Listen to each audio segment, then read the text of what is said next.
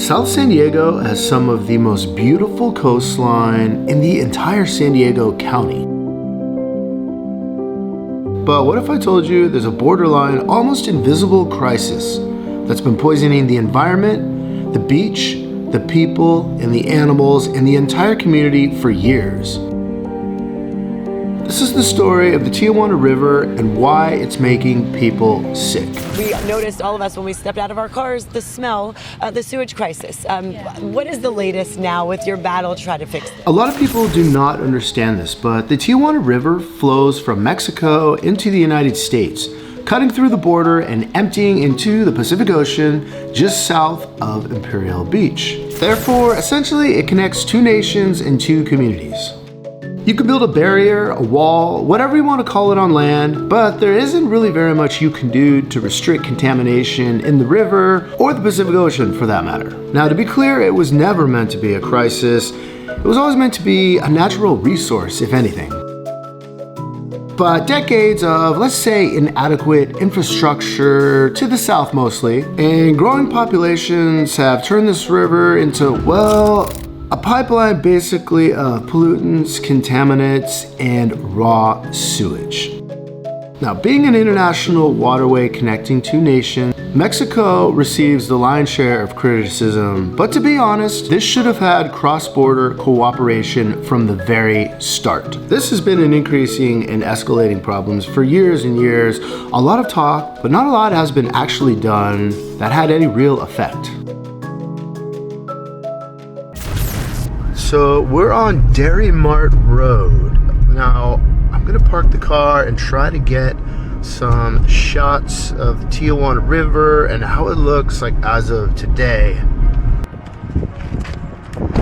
Alright, so we made it. So just getting out of the car, there is a stink to the air right away. Now, in full disclosure, right behind me is the South Bay wastewater management plant, so I got a feeling it has something to do with that.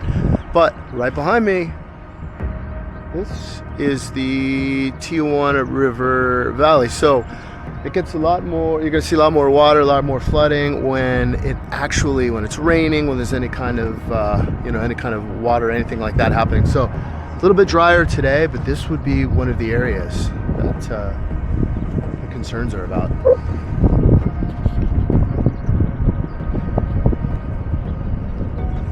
You can see there's a couple cars down there. That's actually a remote control, like airplane, mini airfield. So kind of fun. Not the greatest being right next to the river. But. Now, some of the most recent data to close out 2024. This is from the United States International Boundary and Water Commission. Over 47 billion gallons of polluted water flowed across the border via the Tijuana River, continuing the environmental crisis that has plagued the region for years. As any San Diegan, especially South San Diegan, will tell you, the results have been beaches that remain closed for long extended periods of time, parks, hiking trails. It severely impacts local communities and the local ecosystems. But the impact goes way beyond recreation. Countless residents report chronic health issues, surfers and lifeguards fall ill. I mean, the list goes on and on. Just setting up here at the Tijuana River, the estuary. So it's preserve, natural preserve, so super nice. You can see just behind me, the water right there. And of course, in the distance, you can see that little speck. That's a no swimming, water contaminated sign. So not great, but look at this. That's part of the river, all part of the river, just over there, that hill, that's Mexico. How beautiful is this if there wasn't just a slight hint of something stinky in the air? And I know I'm standing on top of contamination and sewage. It is such a shame. I mean, look at these birds.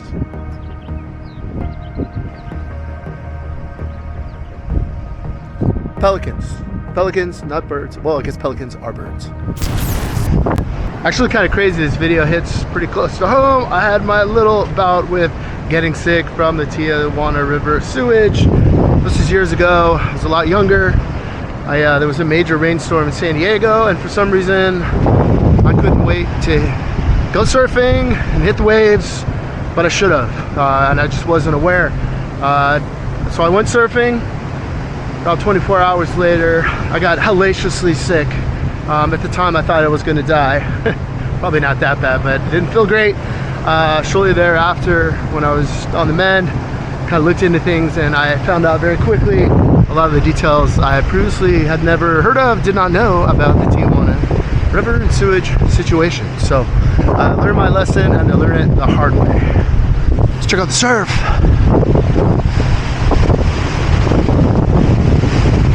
I mean, it's not great, but who cares? Because you can't go in the water.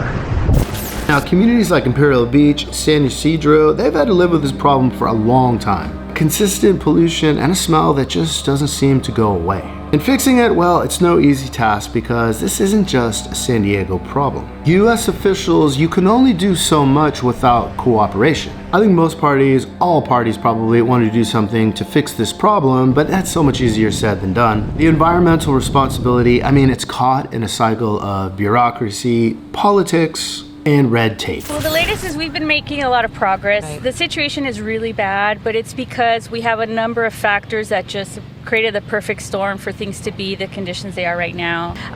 We have the design and build contract for the repairs and expansion of the treatment plant on our side will start this year. So there's progress being made. Okay. So I'm hopeful that by next summer we'll start to see real improvement. In 2024, I mean, you just saw the graphic on screen, the federal government committed $250 million to upgrading the South Bay wastewater treatment plant. So that was a big positive, and there was hope. But January 2025 rolled around, and the EPA denied San Diego's application to designate the Tijuana River Valley as a Superfund site, saying the contamination levels did not meet the criteria. And that hit pretty hard. Local leaders, the mayor, advocates, everybody was pretty furious, and rightfully so. I mean, look at this beautiful beach, but this entire beach, the entire coastline here, all the way down south, all the way into Mexico, you can't go in the water, you can't use it because it's completely contaminated.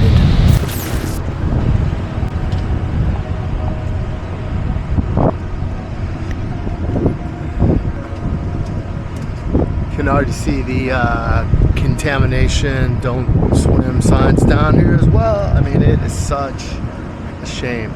It's just such a nice area. Sun's not out today. But you can imagine this like on a weekend.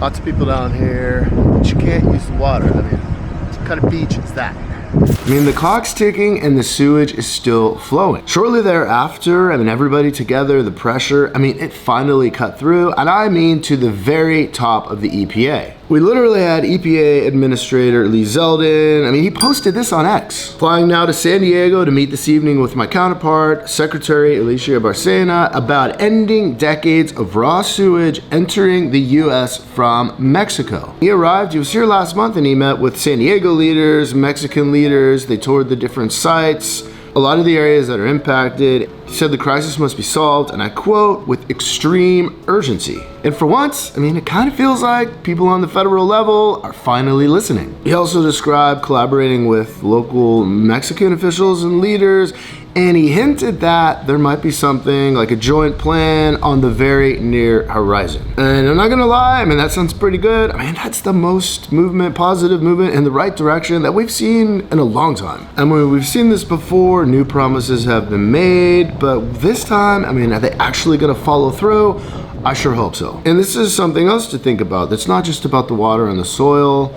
There's a new study that came out in this year, 2025, from UC San Diego Scripps Institution of Oceanography. I mean, their study revealed that the pollution isn't just in the turf. I mean, it's airborne, it's in the air. They found evidence of meth in the air, tire chemicals, they found cocaine byproducts, and they even found ingredients from personal care products, all becoming airborne and drifting into neighborhoods like Imperial Beach, San Ysidro, and the rest of the nearby San Diego communities. Not a great thing.